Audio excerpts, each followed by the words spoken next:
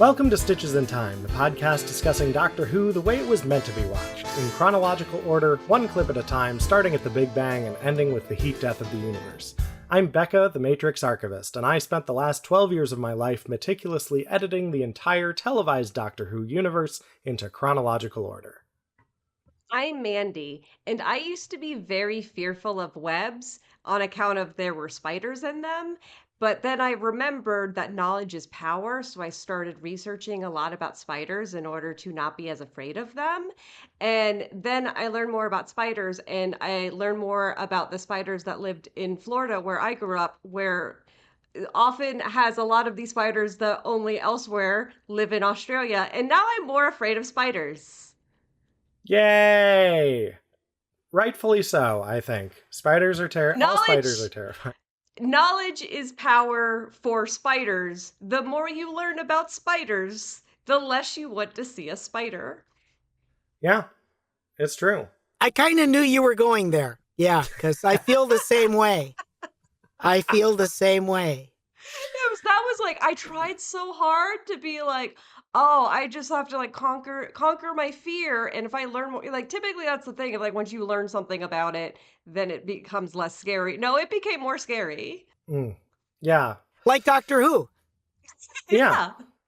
Excellent segue. Because yes, also joining us today is voice actor Dino Andrade, who is a very busy guy with leading, supporting, and guest roles in so many ongoing shows, movies, and shorts, including Last Voyage of the Demeter, FLCL, Go-Go Loser Ranger, My Dad the Bounty Hunter, Eva the Owlet, Wee Baby Bears, Loud House, Chicken Hare, and the Hamster of Darkness, Bidoof's Big Stand, Stillwater, The Queen's Corgis, The New Looney Tunes, Sophia the First, Guardians of Oz, Vampirina, and more.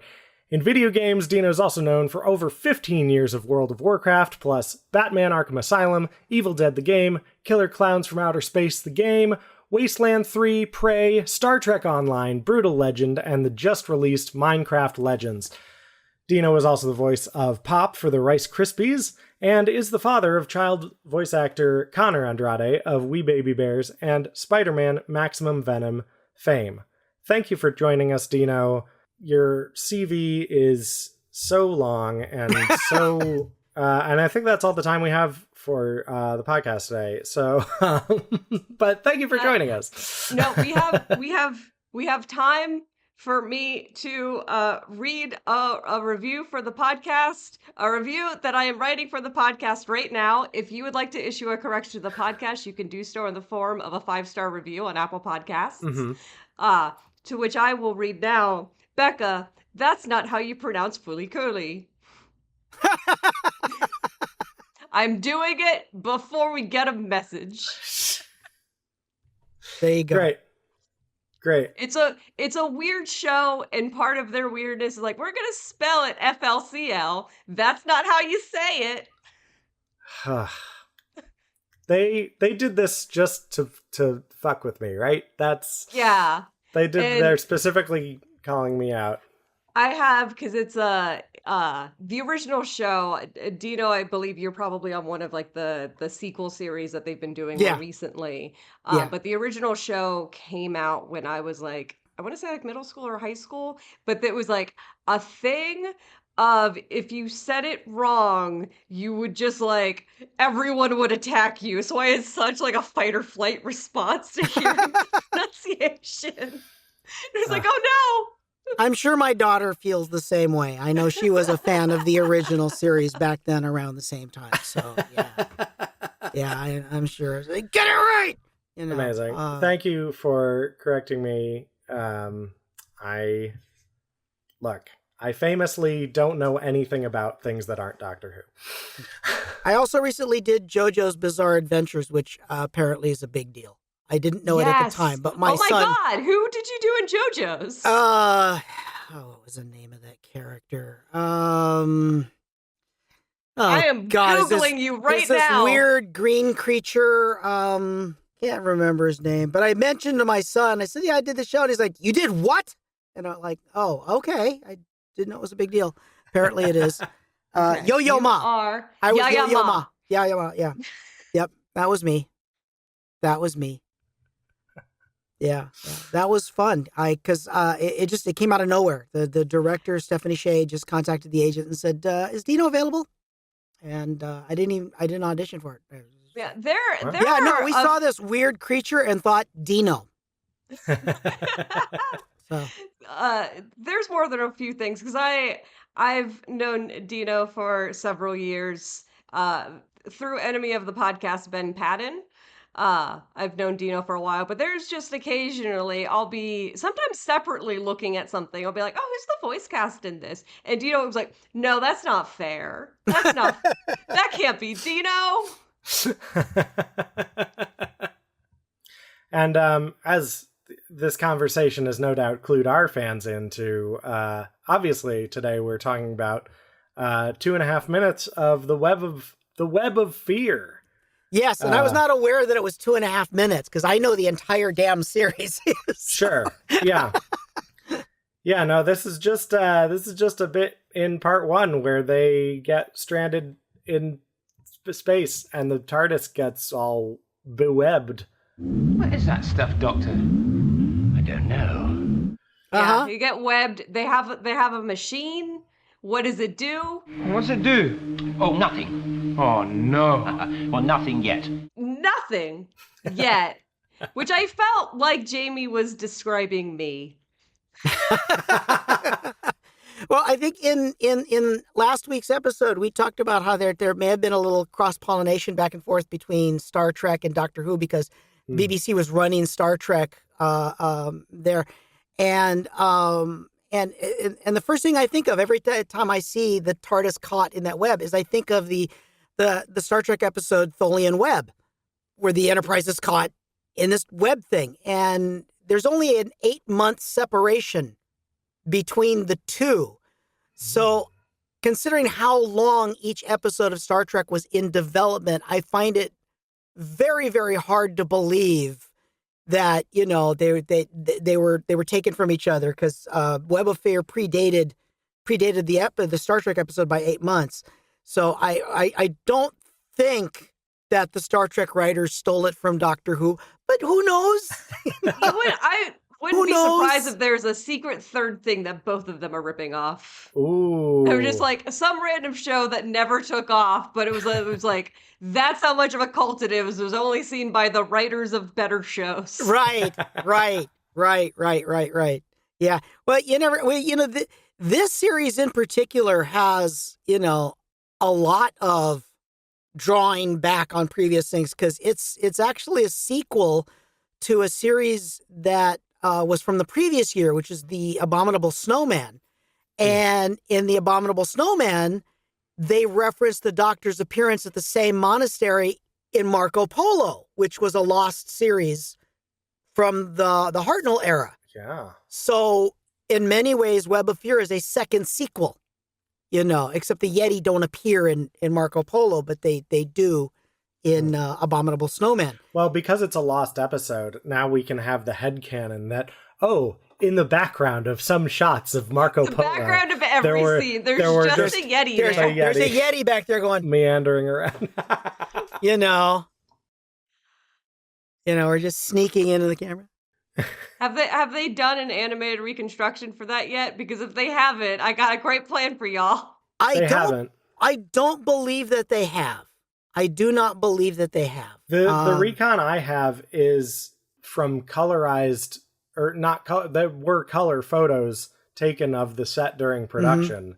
Yeah. So it is cool to kind of see, because it is kind of this legendary story in Doctor Who fandom of it was apparently they had the most beautiful sets and all this crazy set deck and stuff, and you can see some of it in the production photos, but it's also really cool, to see William Hartnell and Barbara and Susan and Ian in color, it's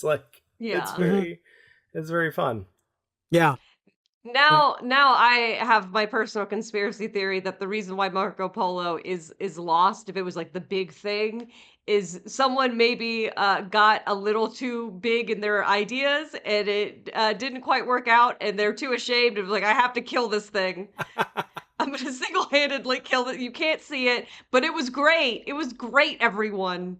It was gorgeous. It was exactly how I envisioned it in my head and exactly how you envisioned it in yours. There were robot yetis in the background, which I really didn't like, so I killed the story, but then they got brought back, and maybe I shouldn't have destroyed the tapes. I don't know. Yeah, I don't remember who wrote Marco Polo, but for some reason I'm just imagining Terrence Dix, with a handful of tape. Where's the bonfire? I don't know why I think Terrence Dix seems to be the guy who would. I'm looking it up. I would prefer that they read my novelization, basically. It was John Lucarotti. Oh, okay, all right. So it wasn't Terrence Dix. It was. I don't know. That struck me funnier. But yeah, it was a sequel series, and I like that it was one of the ones that. There's a lot that I like about it, and some things that don't work. You're talking about that era of the BBC where there was this problem that cropped up in both the Hartnell era and in the Troughton era, where episode lengths had to be X number of episodes because the way their contracts were worked out, certain actors got vacations. Right. And so you would That's have why Susan kept breaking her ankle. Yeah. You'd have these episodes in the Hartnell, you'd have these episodes in the Troughton where the character would disappear or be in a coma or something. I mean, right. It's like because they were making an episode a week all year round. It was not. They didn't have a full hiatus exactly, and that's the only way they got breaks. And this is one of those. And that's exactly what happened. You have there's that explosion at the end of episode 1 and Troughton, and then you don't see him at all in episode 2. That was his vacation week. Oh, wow. And that's why he's not there, and why this episode is an episode longer than it really needed to be, Yeah. And you could say that about most of the Troughton and Hartnell era, because they were recording around the year. And they had to give people breaks. I know that I forgot which Hartnell it was where he was knocked unconscious, and it's like a dummy on a bed for an entire episode because he's on vacation. Yeah, I know they made him invisible in the Toy Maker for 2 episodes for that. Yeah. I do that was a thing that I had to learn about the classic series of, if you see them go through a forest and then they get to where they were going and it was like, wait, I need to get something back from the TARDIS. That means that we're going to have another episode where they're going back through the forest. Uh-huh. We haven't edited it at this point. It's not even it's not a matter of we don't have the film terminology of doing a cut like that. It's like, no, we need to fill that time. Uh-huh. So we're going back. And I definitely appreciate the colorizations that they've been doing recently, which by colorization, they largely mean an excuse to cut something down that's 6 episodes to 90 minutes. Right. Well, they were made for a different era. We now we're now all used to binging, right? Yeah. And these episodes originally aired where each one of those episodes, there was a week in between that you're on tenterhooks waiting for that next half-hour chunk, and then when they aired, they were done. That was it. So the fact that they would have a character yell "run" and they cut and then they come back and now we're going to go back to the forest again. People didn't really care as much because we waited a whole damn week to get 25 more minutes of Doctor Who. I'm going to enjoy the hell out of it. But for a modern audience to sit and binge all 6 episodes, it's much easier to see, that bit really wasn't necessary, And it probably also helps if you're filming once a week, you're also airing once a week. And so, but people, I mean, generally, people who are super obsessives, you're blocking that time off in your calendar, you're seeing every episode every week. But realistically, people aren't actually doing that, and you also don't have a way to record that. So if Mm-hmm. you're padding and you're redoing the same information, there's a decent chance that half of your audience did not actually see what happened last week. So it's not a big deal if they Repeat a kind couple of redo things. it. Yeah. Yeah, that's a very good point. That is a very, very good point, because we forget about the fact that there was no way to, go back and review. It's like, I love the Universal monster movies, and one of my favorites were the ones where they brought in the later films where they brought in Abbott and Costello. And when you look at Abbott and Costello Meet the Invisible Man, the plot is very, very similar to a previous Invisible Man film. And I had somebody tell me that, but they reused the same plot. It's like, understand, these movies were 15 years apart. Yeah. Okay.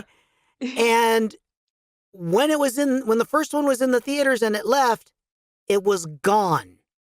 It may be re-airing on television now, but at the time this Abbott and Costello film came out, only about 12% of the country had a television.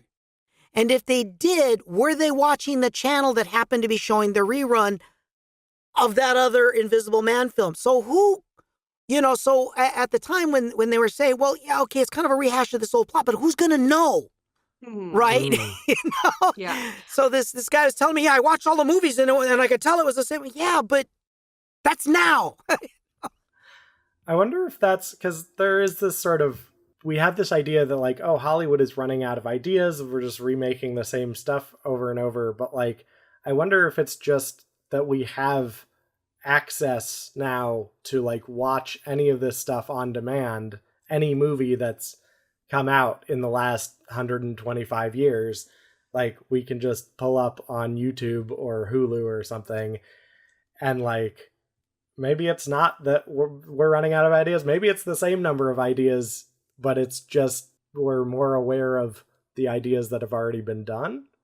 Yeah, like There's a we've little talked of that, about this yeah. a little bit of just like kind of pooling ideas and where they come from, Mm-hmm. of even just the concept of being able to iterate on something in almost, I would say part of the problem that we get is because everything's so near, if you're riffing on something, like you're taking a story idea, everyone has seen it. Like when Anora came out, everyone was like, oh, that's Pretty Woman.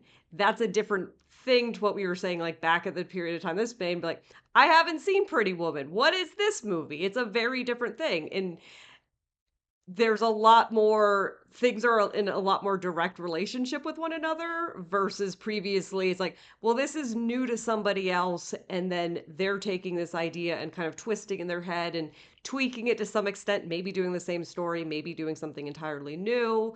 But then by the time that gets made, those people are now seeing this as a completely new idea and then iterating off of that in a different way. Mm-hmm. Yeah, and these kinds of things of one thing influencing the other, that was all happening at the time too. I mean, there was a series that predated, I believe it was predated Doctor Who. I never saw it. I know of it was the Quatermass series. I think it came from the late 50s, I believe, because Doctor Who premiered in '63. The Quatermass series, and there was one part of the Quatermass series that was turned into a movie called Quatermass in the Pit, which is this brilliant film that combines both the supernatural and science fiction. It was quite marvelous. And Quatermass in the Pit came out a year before Web of Fear, and there is so many images and themes in Web of Fear that seem to be directly taken from Quatermass in the Pit. Soldiers running around in the underground, and and all of this. I'm watching this, and it's like, yeah, they got that from Quatermass in the Pit. That's exactly what that looks like. It's almost like they saw Quatermass in the Pit and said, well, what if the alien ship was actually a TARDIS? That whole scene where Colonel Stewart, right, not the Brigadier. It was actually it was actually his first appearance in Doctor Who. Yeah, when his first appearance as that character. Yes, Yeah. Because that's he was true. also in Mission. That's Or true. he was also in the Daleks Master Plan. That's right, as without a the different mustache. character. Yeah. Without the mustache, that's right. Yeah. So and he was Colonel Lethbridge Stewart in this. But when he and the soldiers are going through the underground to try and to get out to go get the TARDIS, is like, yeah, these bits feel like they were lifted right out of Quatermass in the Pit. You know, so you're seeing all this kind of, what's influencing what, right in the making of these shows. And if you've seen Web of Fear, not seen Quatermass, or you've seen Quatermass and not seen, you think this is original stuff. I've never seen this before. Well, watch the two. I'm gonna see if I can get my hands on any of this Quatermass stuff, because I believe we had a guest bring that up as like the show as like, oh yeah, it was kind of the proto Doctor Who. Mm-hmm. Yeah, that's what I understand. I'm only familiar with the movie.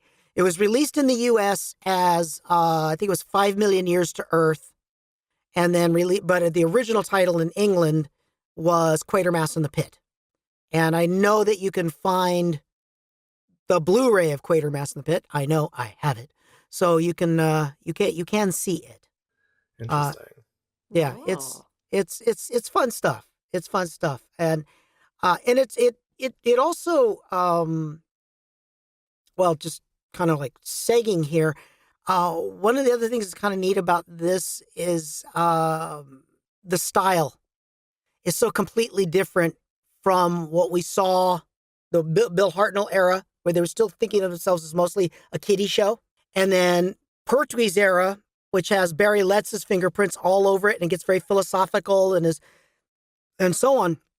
Whereas Web of Fear is one of the ones directed by Douglas Camfield, and he was ex-military, right? I think I mentioned that last week. Yeah. And you can tell in this episode, there is just something about how all the soldiers act, how they move and so on, that it has a feel of authenticity of the British military, and it has that kind of military solution vibe to it.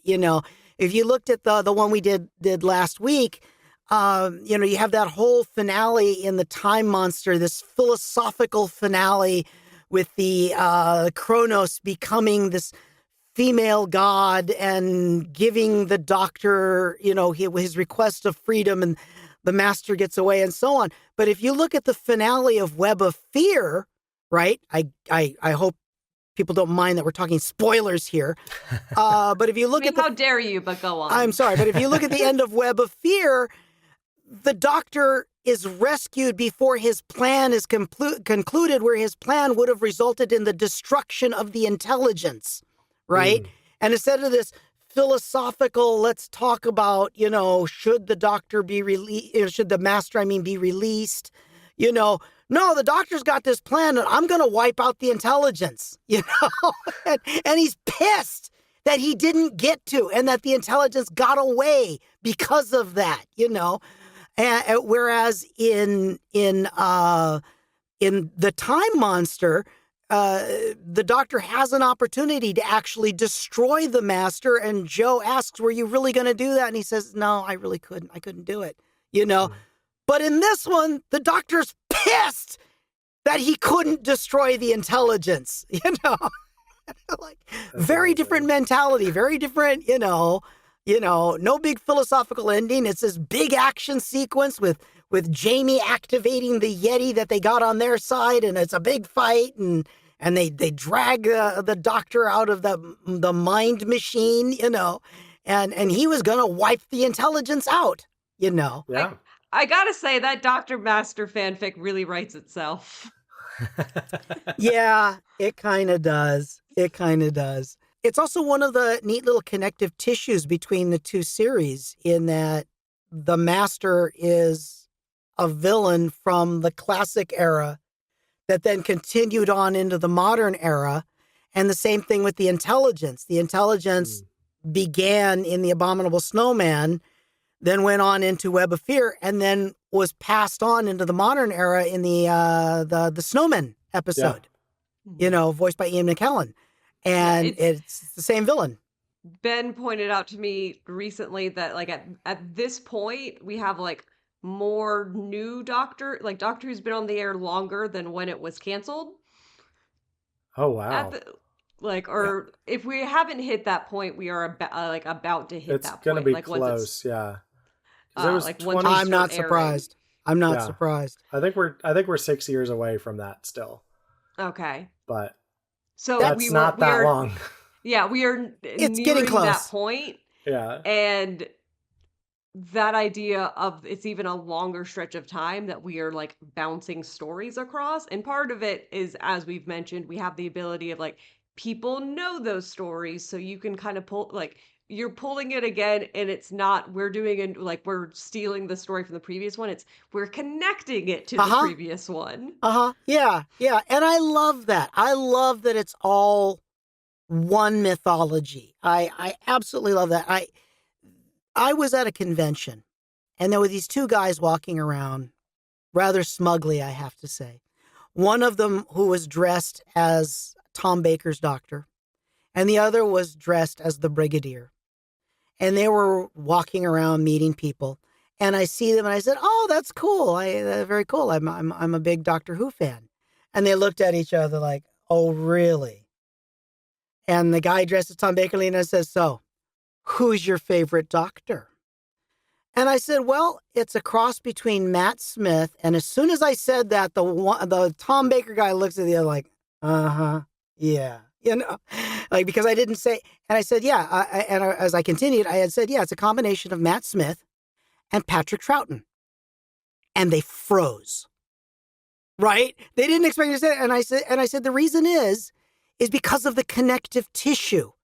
It's like the Troughton era was the era where the show started to become its own mythology. You know, they braid it, they bring up sonic screwdriver, Gallifrey, all these concepts.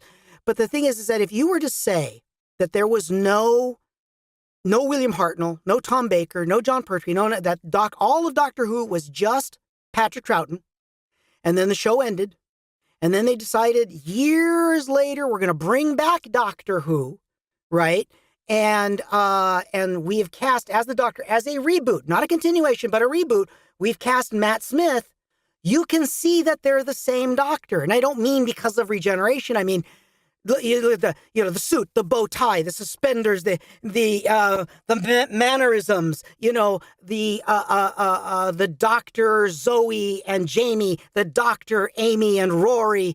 All of these things all fit together. The Troughton eras where it started to become much more adult fairy tale. So was the Matt Smith era, moving away from what they were doing with how they're both the same guy, right? You can tell Matt Smith studied Patrick Troughton. Run, come along, Jamie, Zoe, come along, Amy, Rory. It's like you can tell they're the same guy, and I love that because to me it kind of bridges that gap between old and new, and to my mind, kills the argument of real Doctor Who is only classic, or the only Doctor Who worth watching is the new stuff. Mm-hmm. And as I said that, you could see those two guys just standing there just... Yeah, I feel like it's been changing a bit. Like, I know it's pretty common for people.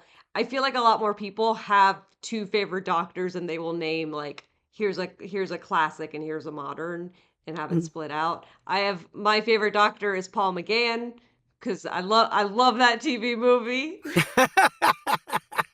There you go. Which that's the real, like, I would have gotten a very different but similarly shocked response from those two people. Uh-huh. Yeah. Well, it's just I have to fuck with smug people. It's just one of the things. Smug people get on my nerves. Can you imagine being smug about Doctor Who? I know. After the things that you see in this show, and you think that you're going to be smug for being a fan of it? Yeah. I know there are smug Doctor Who fans, but like I feel like from the interactions I've had in the fandom, I feel like we as a fandom know what our show is. Kind of, like we're not as smug as other fandoms are, I think. Becca said smugly. Yeah, and I think a lot of that kind of comes from it being from the BBC and being a British show, of there is like a certain amount of shame that they're also having about it in the text of it. Of like, we're also a little embarrassed to be here, and we're also a little embarrassed about how sincere we are about this. Yeah, I mean, you look at almost any one of the serials from the original Hartnell era, and most of their sets were in, I forgot the name of the studio. It was this teeny tiny little studio. You could always see the corner in the background, you know, of this, and I've seen pictures of the studio, and it's just like, it was astonishingly tiny.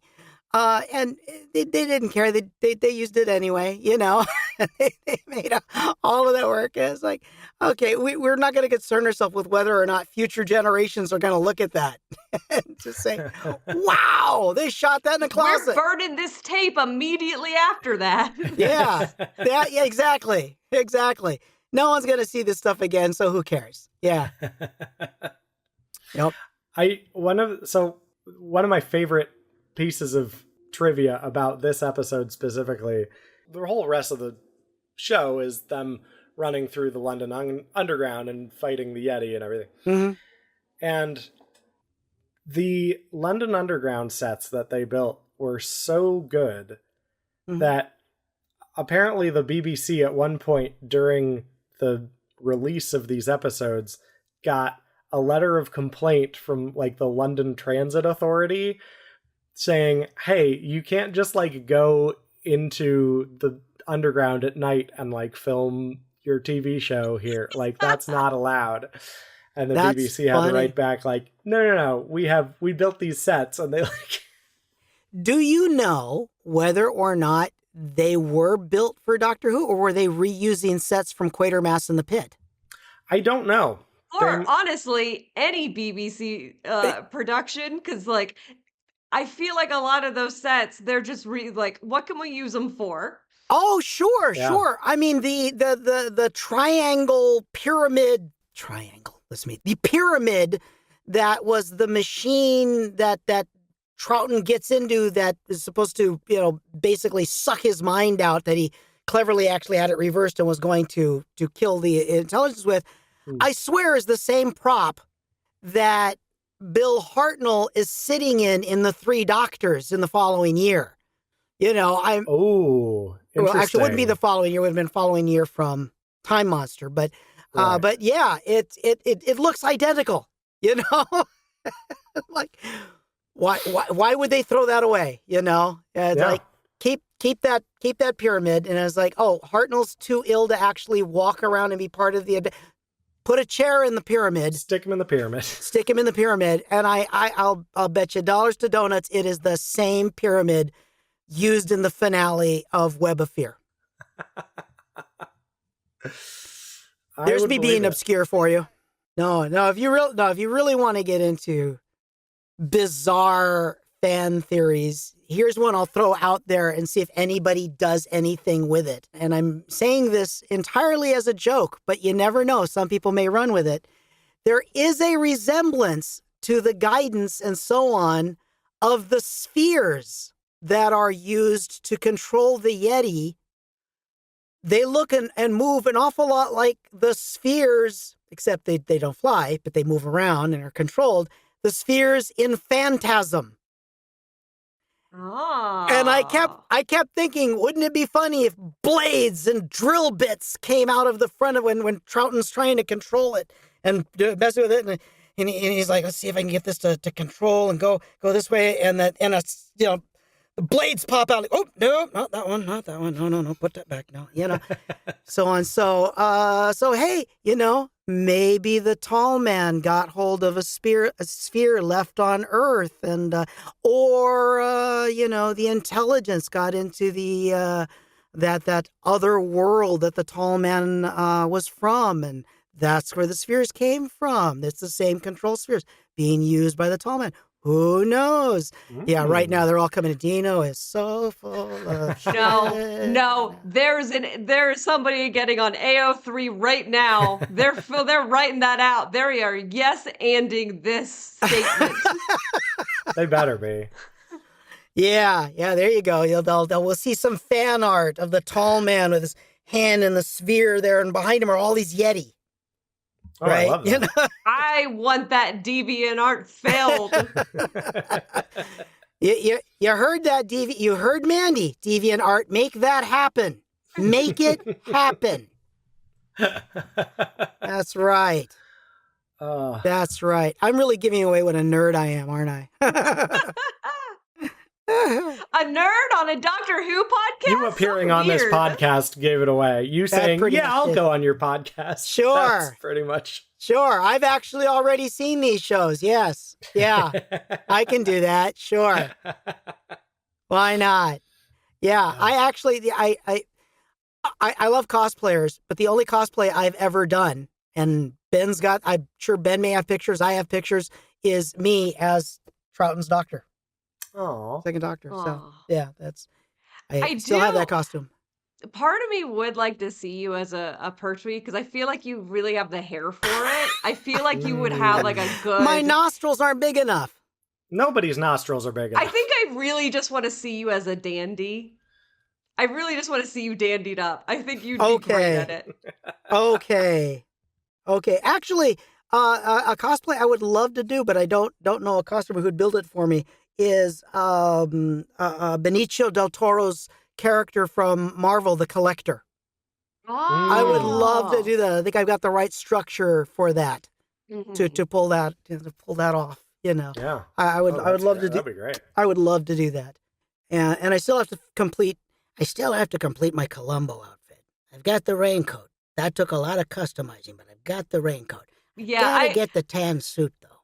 So I think of you as like in my head mentally, you are Columbo.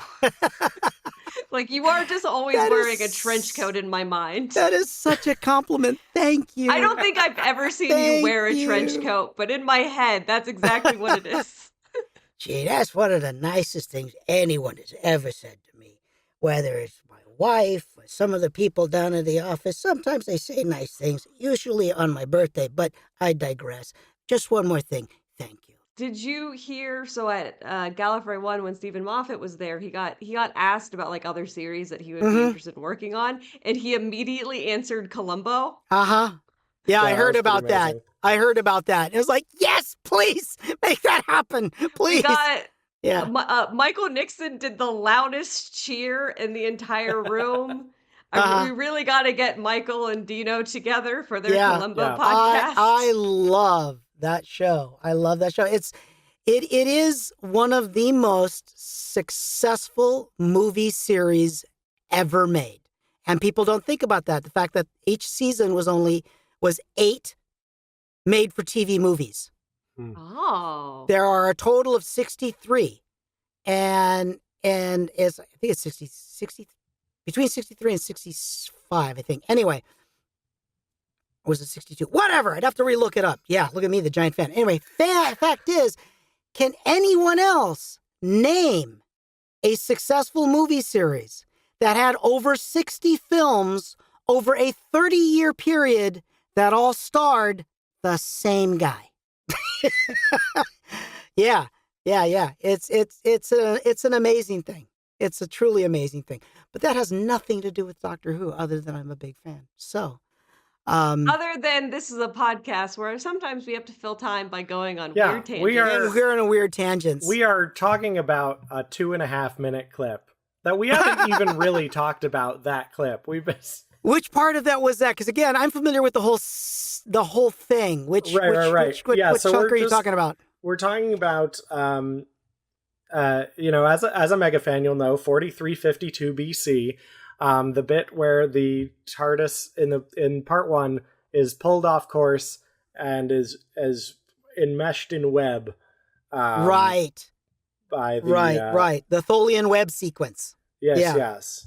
Okay. They spend a lot of time saying, like, You mean we've landed, and yet we haven't landed? we've landed, and yet we haven't landed. But we've landed, but we haven't landed. It's very adorable. They do like we're just frozen in space. And I'm like are you not normally doing that? I feel like you park in space all the time. By the time we get to the current like the new era, it's like, oh, this is old hat. We park in space all the time. That's all we do. And be like, oh, we only do this on accident.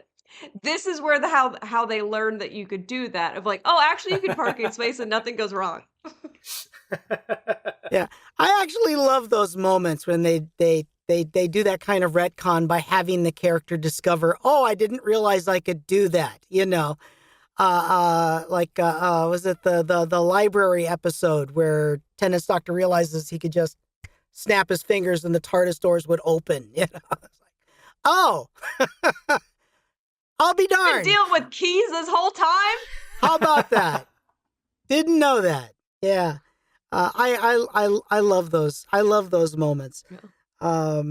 You know, it's like how long they drilled into our heads that it was, what is it, that the doctor supposedly could only regenerate, it was 13 times, something like that. And they had said that 13 like incarnations, so like 12. and they had, you know, and well, you can't count the first one from Hartnell to Troughton because it wasn't a transformation. They just de-aged Hartnell by 400 years. So they knew, you know, but you knew they came up with that number because they figured we're never going to do 13, you know. Right. That's never going to happen, so we're not going to worry about Tom it. Baker's going to be here forever. He's just going to be the doctor till he dies, right? Yeah, right. You know, it's like when you watch the movie Blade Runner, you know, and you see that it's set in 2014, you know? Yeah. Like, oh, okay. All right. That was a great time in the 2010s where it was like, what post-apocalypse movie are we in now? What cyberpunk future is it this year? Mm-hmm. Mm-hmm. Yeah, we had 2015. We had Back to the Future Part 2. Back to the Future Part 2. Yeah. Yep. I remember Akira being a big thing because it was like the plot of it, like Japan has the Olympics that year, and they did in fact have the Olympics that year, and it was like, oh, this is too close for comfort. There was something like that. It was either the year before or the year after, one of the two, that the Cubs won the World Series. And it was within a year of the time in Back to the Future 2, they said that the Cubs had won the World Series. Something like that. And it was astonishingly close. You know, 2016, they won it the next year. Yeah, that was it. I just looked it up. That was it. Yeah, oh my God, that's incredible. Wow, no kidding. How about that? That's an amazing thing. That's an truly amazing thing. Mm-hmm. Dino, yes. I want to ask you, how did you, like, what was your introduction to Doctor Who? How did you become a fan in the first place? Well, my original introduction to Doctor Who many, many moons ago was a couple of movies that starred Peter Cushing. Oh, and interesting. Because I was always a big fan, particularly of British horror films, especially the movies that were made by Hammer, where Peter Cushing played, you know, Dr. Frankenstein, or he played Professor Van Helsing, you know, and so when I saw that Peter Cushing was in this thing called Doctor Who, I had to see it. Right. You know, it's just because it all started with the whole horror era. And I'm still a big fan of horror. In fact, just side note, in the first episode of Web of Fear, there's a whole thing with this doctor who has a Yeti. And the character of Professor Travers goes to him and says, you gotta give me this Yeti, and so on. And I tell him to go. If you listen to the background music, that background music is strings and percussion and Celesta by Bela Bartok, which is also used in The Shining. Oh wow! Yeah. That's really cool. And it is exactly that section that was used in The Shining is used as the background music in that first scene in that episode. Of course, Amazing. horror me noticed it right away. Yeah. So it kind of started with that. And so for all I knew, Doctor Who was nothing more than a TV series starring Tom Baker that was a TV version of these movies by starring Peter Cushing. Had no idea. Oh my And goodness. no idea beyond that. Because, I'm old. Okay. I'm 61 years old. I was born September 16th, 1963, the day The Outer Limits premiered on television. So the Ooh. geekdom is baked in, right? So I grew up watching television in the late 60s and throughout the 70s as a kid. And it was not easy to see Doctor Who at those times unless they happened to show something on like PBS. Mhm. And most of the time, if I'm looking at PBS, I'm not looking for Doctor Who. I'm looking for Monty Python or the International Animation Film Festival, that kind of thing. That's what I'm looking for on those channels. There's no home video, no cable, no, none of these things. So I didn't grow up with these. And it wasn't until years later that I then became friends with Ben Paddon. And I thought, okay, I'll start giving this stuff a watch. And being someone who loves character acting and loves character roles, that's my number one thing that I do. And it was character actors that influenced me to want to be an actor. That's why I love Peter Falk's Columbo, and these kind of oddball characters. And so when I got to the second Doctor and just saw what an oddball Patrick Troughton was, I just fell in love. And that became it. It was like, I love this. and That's amazing. that's when I became the big Who fan, was right there. I didn't realize Ben is how you got into Doctor. One, Yeah. knowing that your entry point was the Peter Cushing movies. Uh-huh. And two, that it's Ben that got you into Doctor Who. Yeah, and that's why I gifted Ben a copy of the Riff Tracks version of the Peter Cushing films. Yeah, the new show was, I believe, when I started watching it, the Matt Smith era was about to begin. And I was basically catching up on the Ecclestons and the Tennants through reruns. Mm-hmm. So they were wildly out of order, right? Well, maybe they were in the proper chronological order according maybe to you Stitches. happened to catch the Stitches in Time order through your watch. So I was looking up Doctor Who, and I came to the makings of a 21-day fan video and decided this is the best way to get into Doctor Who. Yeah, so I was watching the shows completely out of order. I remember the very first one that I saw, and I saw it with my wife. My wife was saying, "Yeah, I watched the show. I watched the show too. You gotta, let's watch it together." And I sat down with her, and we both watched.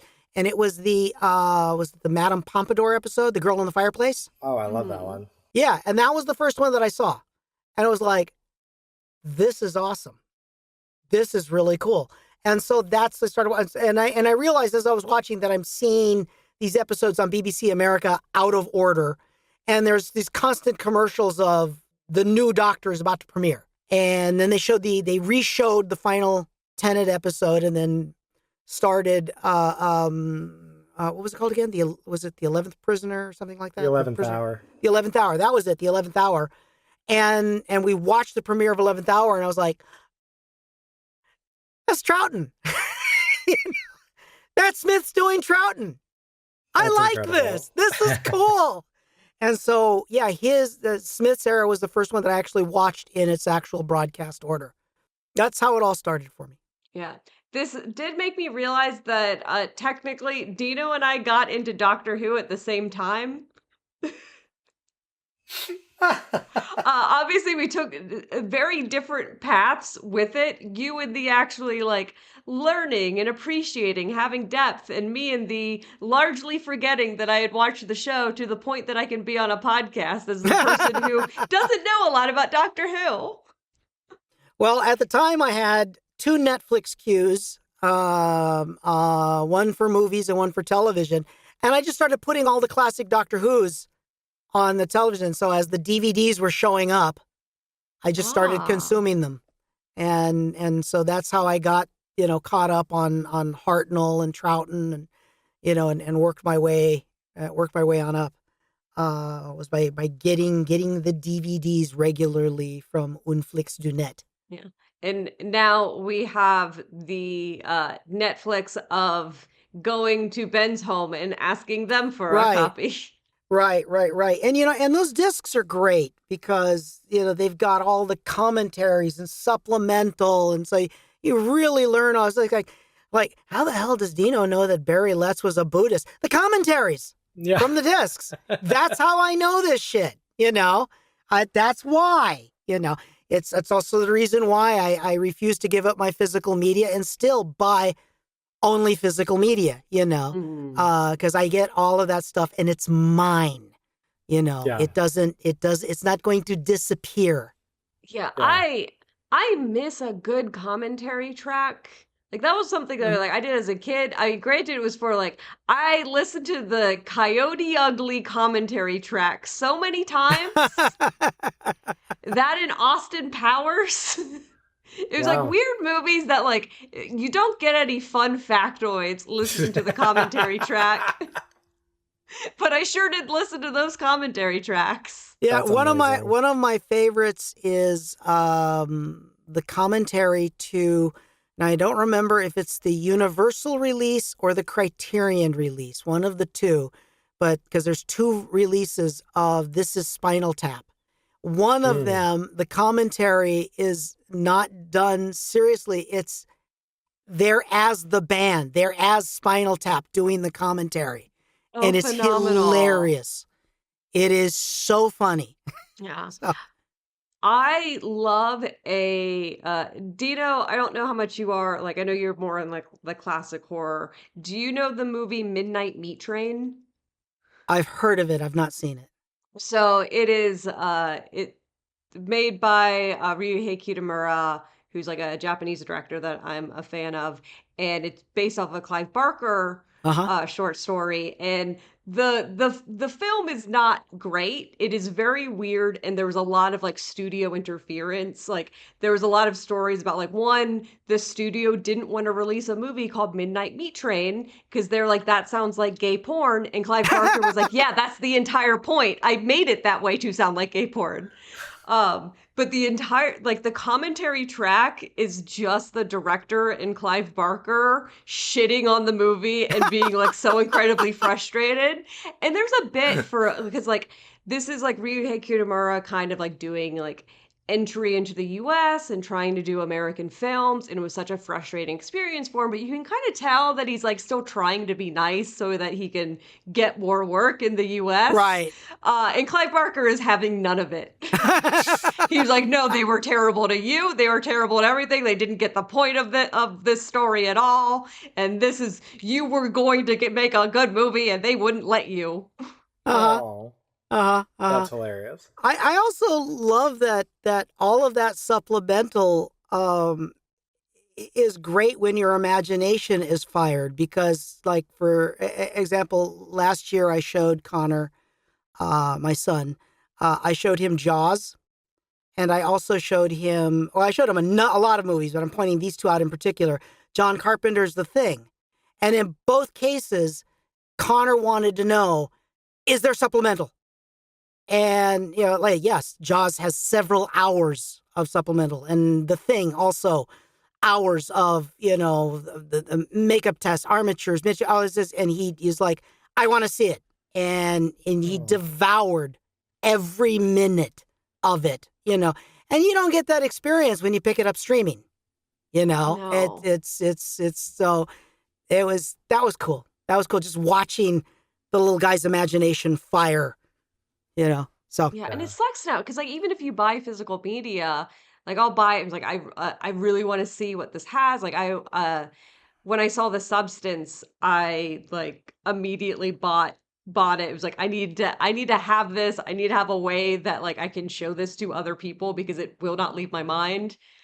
like I wanted to have it on hand. I eventually bullied Ben into watching it, and Ben does not like horror movies, but they were able to get through some of the scenes because they could recognize the audio tracks that they were using, because there was like sound effects that Ben has in their library, and it was like, oh, you're using Squelch 7.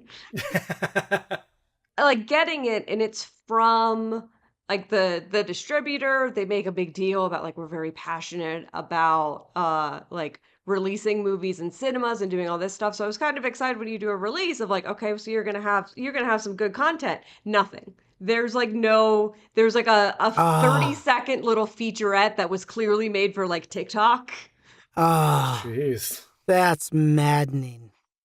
And like, give me That is something. Yeah, the whole world is moving that way, and it's sad and it's tragic, and it is changing the face of movies in a way that's not good. You know, And it's one of the like you have to have that consideration because I understand that it costs money to do this additional marketing content.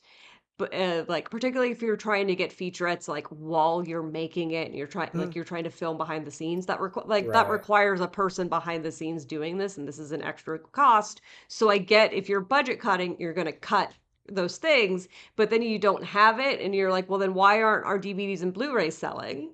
Why aren't they selling? We don't have anything on them. We don't have any sort of benefit, and we actually spend a lot of time like other than clearly like people want it because they're owning media, but we've also spent a lot of money trying to like dissuade people from wanting to own their media because it's more cost effective if people just like rent their media from us.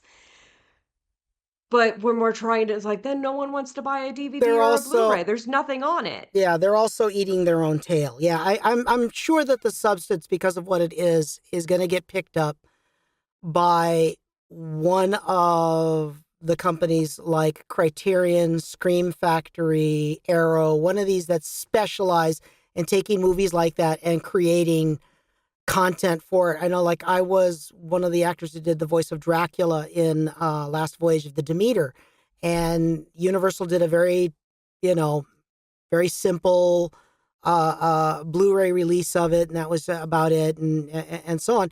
Well, it just got picked up by Shout Factory, and they just released a beautiful 4K from the original negative with tons of supplemental and all of this. And it was like, hey, I'm in a Shout Factory release. That's really cool. Hey, by the way, if anyone has had any feedback for Dino or if you wanted to issue a correction, the best way to do that is just go on to Arrow, purchase the 4K copy, and then in the shipping notes, put in whatever your feedback is. There you go. There you go. So I'm sure one of those companies will pick it up. Even though, like you're saying, yeah, they're trying to dissuade that. I mean, Martin Scorsese, who is a god, he made Flowers of the Flowers of the Killer Moon. Yeah, Flowers of the Killer Moon. And Criterion wanted to do a release of it, and Apple TV said no. Like, you said no to Martin Scorsese getting his movie released by Criterion. That's a sin. You can't do that. But they are, and that's maddening. And the thing is that what they don't understand is that they're eating their own tail, because, it used to be that a movie would come out and it would have an opportunity to make a lot of money in the theater. Then after that, it would then go to cable and be able to make a bunch of money from cable. And then it would go to home video, where they would sell it on whether it was VHS, DVD, Blu-ray, Laserdisc, whatever the current format was. And it could make a bunch of money there, right? And then they started adding streaming, and now they could make some money in streaming. By saying, look, we're just going to make this movie and it's only going to have a token release and then it's going directly to streaming, means that movie only has one opportunity to make money, and only one. Yeah. And so that movie has to be a huge freaking success that one time, or they will lose their shirts, which is why you've got studios now saying, don't give me anything, that's artist driven or so on. Let's just keep the art house films to a real bare minimum. We want movies that are formulaic, that we know that, that people are familiar with and that they're willing to spend money on, because we need to play it safe, because every movie's only going to get one shot. And that's causing, I'm not saying it's going to cause, it is causing a homogenization of movies. They're all going to have that. We got to have that first action sequence by minute 10. We got to have, this happen here. We got to have that happen there. Because if we don't have that, the audience might not go. And if they don't go, we're not going to make money. We're going to lose zillions of dollars, right? All of those other markets that the industry needs, right? That we all of us who are in the entertainment industry, that we need in order to continue to create, to grow, and so on. All of that's disappearing because all anybody wants, I just want that movie on streaming. It's why that whole creativity, whole creative side of Hollywood is dying right now, And so when you see these more art house films, the ones that got nominated for an awful lot of Oscars, we need to support those, because it's got to tell the studios, yes, there is room for something other than your homogenized sequel bullshit that you're putting out there, because it's the only way you might make money. Because it also means that young filmmakers aren't going to be given chances. They're only going to go with seasoned filmmakers that they know can make them lots and lots of money, not anybody we've got to take a risk on. Which also means younger filmmakers need to concentrate more on creating their own content and finding other means of getting their content out there, because the studios aren't going to want to take a risk on them, because every movie now is only going to have one shot. Yeah.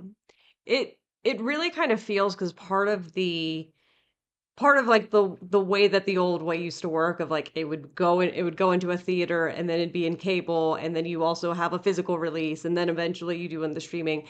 There's so many touch points where everyone is making money. It's not just like the people at the top, they're like, you're making a ton of money that way, but it also meant that so many other industries and related things were also getting paid. Mm-hmm. And it is this kind of greed of the people at the top being like, I see all these other people getting paid, how dare they, that they kind of shut down all of those other opportunities. So they're like, well, if we just do the movie release and then release it to streaming, then we get all the money and we don't have to pay all these other people.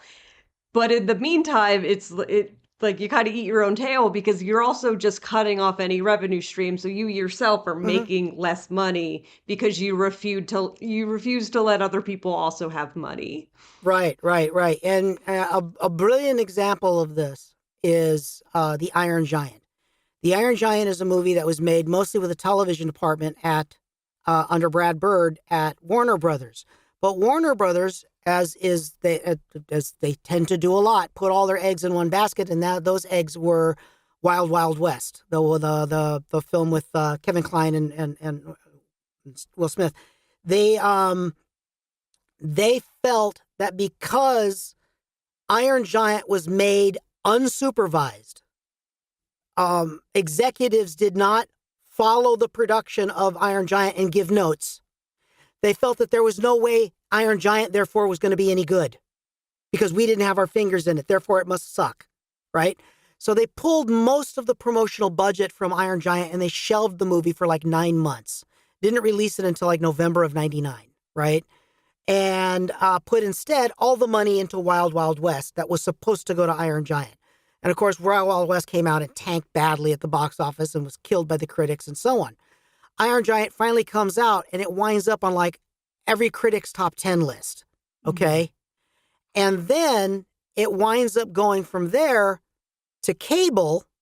And on cable, Cartoon Network does a 24-hour marathon of it, because it was the end of the millennium. We were starting the year 2000, and they asked all these people in animation, what do you think are the greatest animated films that are underrated? And the number one film on all of their lists was Iron Giant.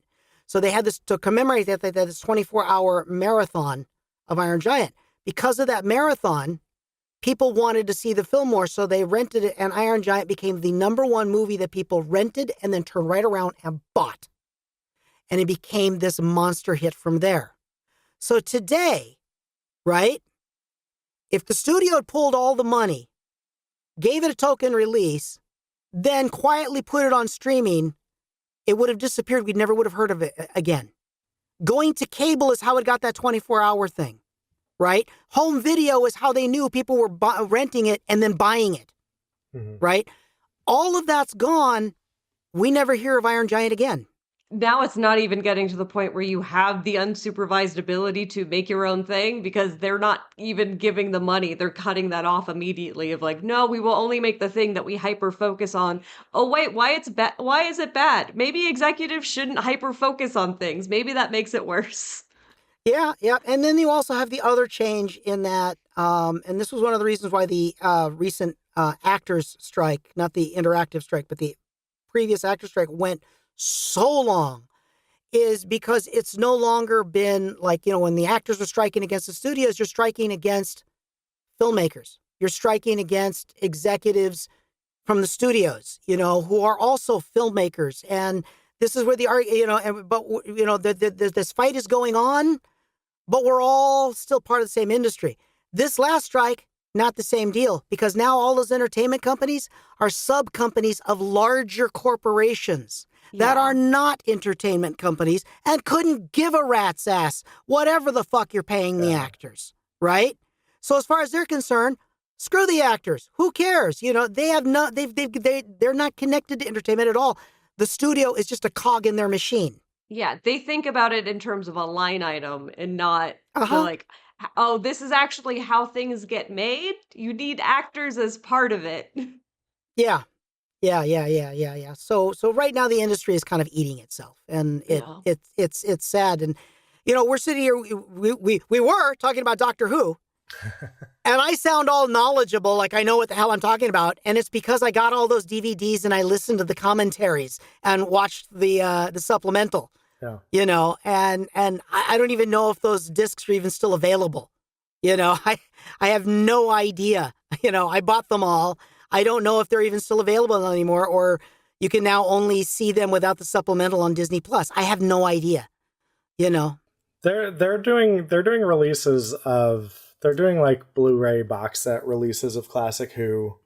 Well, I hope people are buying them. Yeah, that has at least been a thing, and I think that's kind of a mandate from the BBC. Is my understanding, because at least from like what it seems, that they seem to have more of an impetus of like, no, we need to physically release this for the public, because it's one of the the new show is one of the few Disney Plus things that have had a physical release, and that seems to be like from a BBC thing rather than I believe that Disney really wants to release this. I think, oh gosh, is the BBC single-handedly responsible for keeping the art of cinema alive? Because that's it's a terrifying prospect. Oh. This is a good time to maybe remind folks that WGA is still striking over. Is it WGA or who's SAG? What SAG? SAG is striking. We are still in the middle of the interactive strike. We've gotten a lot of concessions, but I think they were concessions that they were planning to give anyway, because the one thing they don't want to give away, that we actors are just not budging on, that the interactive people don't want to give, is they don't want to give up the AI rights. They want to be able to treat an actor's performance not as a performance but as data. Yeah. So like if I do a video game and the game is successful and they want to do a sequel, they want to have the ability to then digitally clone my voice and have my characters in the second game and not have to pay me for it.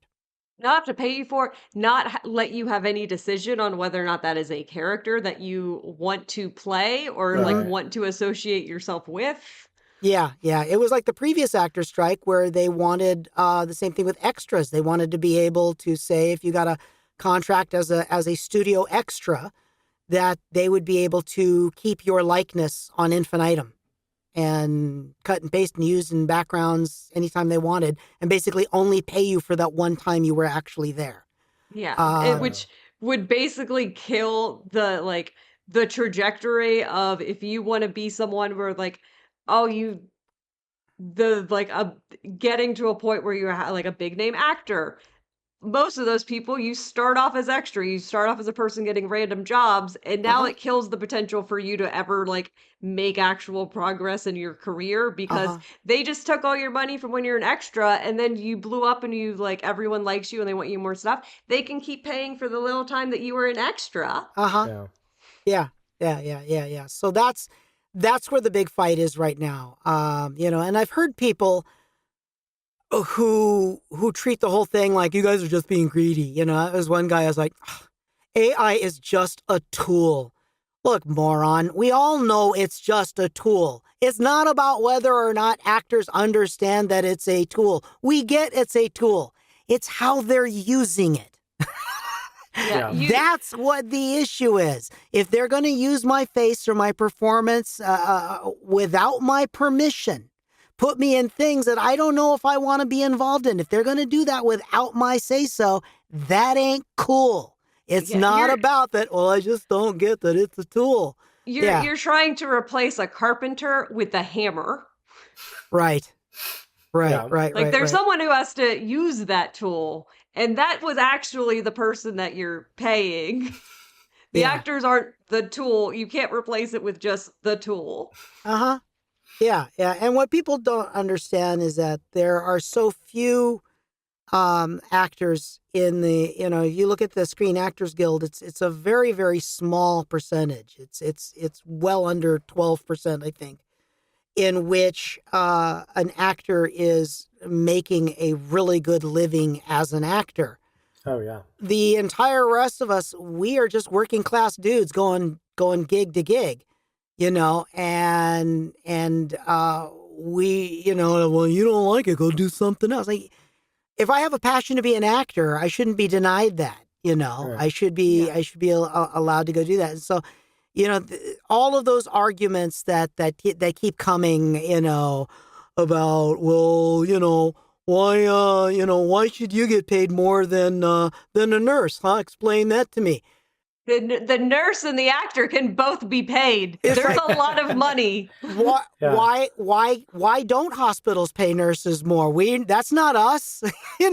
Nobody is saying we can't pay this nurse more because we have to give the money to Tom Cruise. Nobody's doing that, And also that's the other problem is like when Joe Schmo thinks of like an actor, they're thinking about Tom Cruise and they're not thinking about the, you or the person who's like doing, has a one-off, role in one episode of something and then like, has to go back to bussing tables until their next gig happens. Like, like most people are doing all of the various small roles. That is like the bedrock of this entire industry.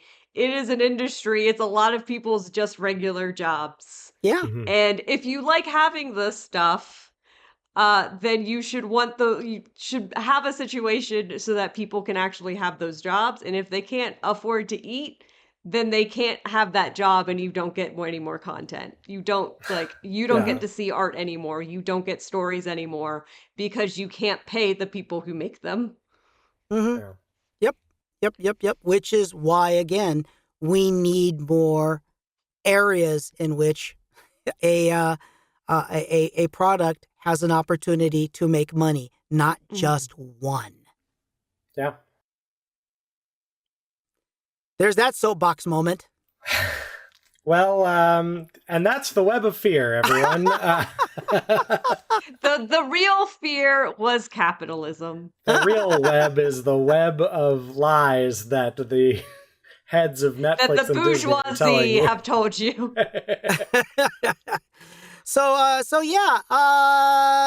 Hey, go see Quatermass in the Pit and see how many moments inspired Web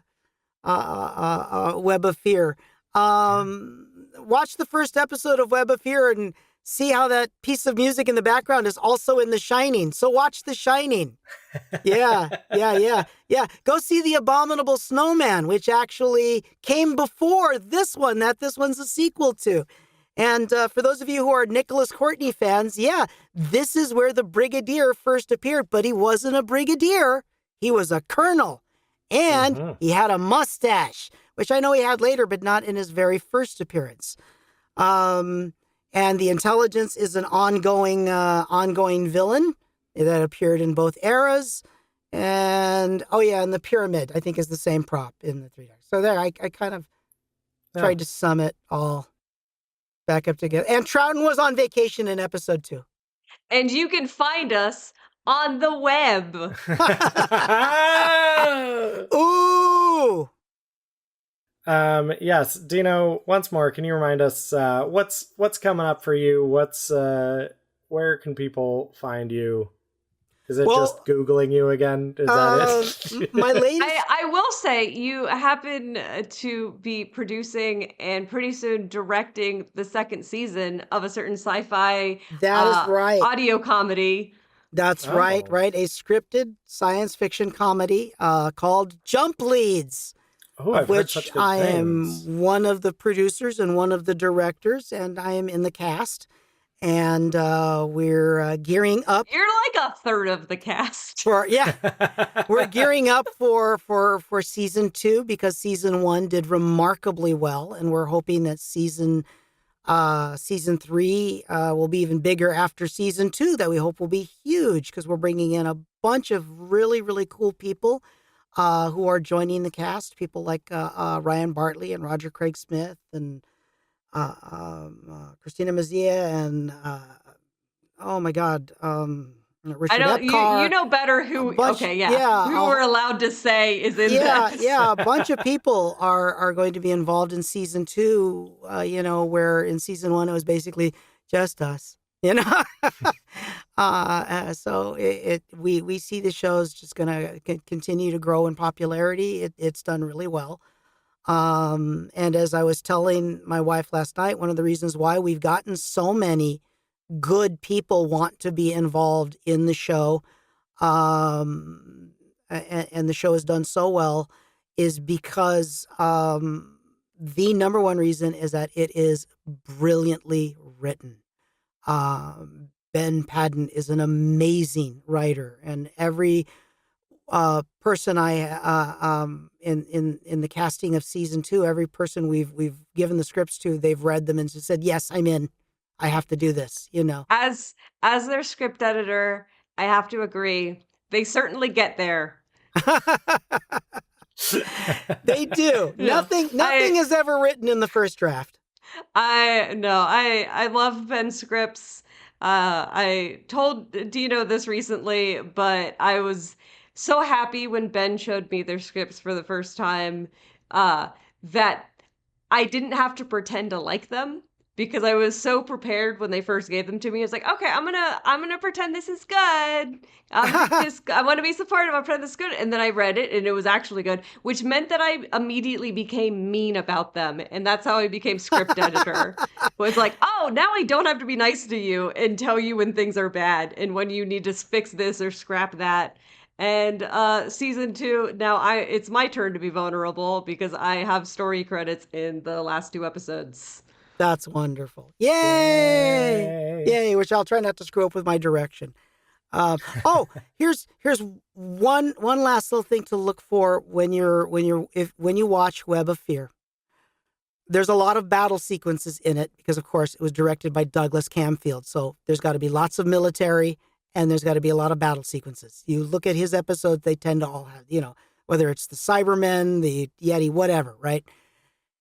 When they are shooting in studio, they're using video cameras that are very early generation video cameras that have tubes in them, as opposed to being solid state, as opposed to being outside where they're shooting in 16 millimeter. And because they're having tubes, when they're having the battle sequences in the underground, watch carefully that a lot of those gunshots, the blanks, the impact of the blanks are causing the tubes to rattle in the cameras. So you see, every time there are certain gunshots, you will see the screen do this blah, blah, blah, blah, blah, thing, and they're like, "What the hell is that?" It's because the blasts are literally rattling the tubes in the camera. That's amazing. I always wondered about that because I did notice that in a lot of, and it's not just the Web of Fear. There's a lot of Doctor Who that happens in. That's because of those old giant tube ran cameras. That's amazing. Amazing. Well, Tino, thank you so much for joining us. It's such a pleasure. My to have pleasure. you on. And I hope our listeners will join us next week when we're going to be talking about Doomsday. All right. Well, I think that's a podcast, everyone. Yay! Good work. Thanks for listening to Stitches in Time. Music by Becca, the Matrix Archivist. Art by Mandy Oquendo. Logo by Ben Paddon. Find us on the web at www.stitchesintie.me. Stitches in Time, but with a dot in the middle of the word time. And I hope our listeners will join us next week when we're going to be talking about Doomsday. Oh, I'm going to cry a lot. Yeah, you are. You'll only cry a little bit because we're only talking about, 57 seconds of it. So that's all it takes. That's all it takes. This would have been a very different podcast had I understood that part. I only needed to pay attention to a minute. Oh, okay. No, I'm glad we actually had more things to talk about. That was nice. Yeah, we generally kind of go outside. I stick to it usually if I know that our guest has seen it before and be like, well, Becca and Dino can talk about it and I'll be in my dopey little thing. If we run into a situation where it's like, oh, I don't think that they're going to watch the entire special, I have started trying to watch the entire special. Aww. Yay. It means we've influenced you. But the problem is I rely on Ben to give me that input of like, oh, I think you should actually watch this one. There's a lot of them in which they're like, no, you're probably good, man. You go check out from I believe it's the first season, maybe in the second, but the first with Bill Hartnell, I believe it's called The Gunfighters, where they go to the OK Corral. They're some of the worst American accents you'll ever hear. It's so wonderful. It's wonderful how bad those accents are. The problem is whenever I try to watch a classic Doctor Who, suddenly, magically, The Five Doctors just comes on, and I watch that instead. It's everything is The Five Doctors if I am the one putting the DVD into the thing. There you go. So not the Paul McGann. The Paul McGann, but like he's in the middle. I guess like now kind of gets put in with the classic stuff. Okay. But it's like, because it's so much trying to be its own little reboot, it just exists in its own, like, only Will Sasso can be in this one. They can't put Will Sasso. You can't tell me that Will Sasso is in classic Doctor Who. Yeah, I can't imagine. It would be fun to imagine, but I just can't imagine had this American reboot with Paul McGann actually been successful and turned into a series, what this American version of Doctor Who would have been like. You know? Terrifying. I want to know what this version of Will Sasso would have been like. I think he would have had a very different career trajectory. Quite possibly. I think he could have gone like the Jim Carrey, like sketch comedy to like Oscar dramas route. Yeah. You know, Adam Sandler doesn't have a job anymore in this universe. But something or someone is holding us here. You've done many cool things. I've done a few. And then there are things that I sometimes get credited for that I had nothing to do with. Like for some reason, I don't know why, there is this character called Milhouse Manister in World of Warcraft that like every Warcraft wiki and so on has it listed as me. And Oh no. I've said many times, I've gone to conventions where they've included it in my list of things to be and pictures of it. I've had people ask me, do the voice. It's like, that's not me. That's actually my friend Steve Kramer.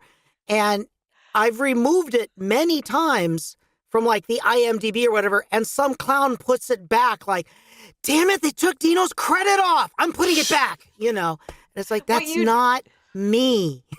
The next time that somebody asks you to do the voice, you need to just hold up your phone to a recording of Steve Kramer doing it and be like, here you go. There you go.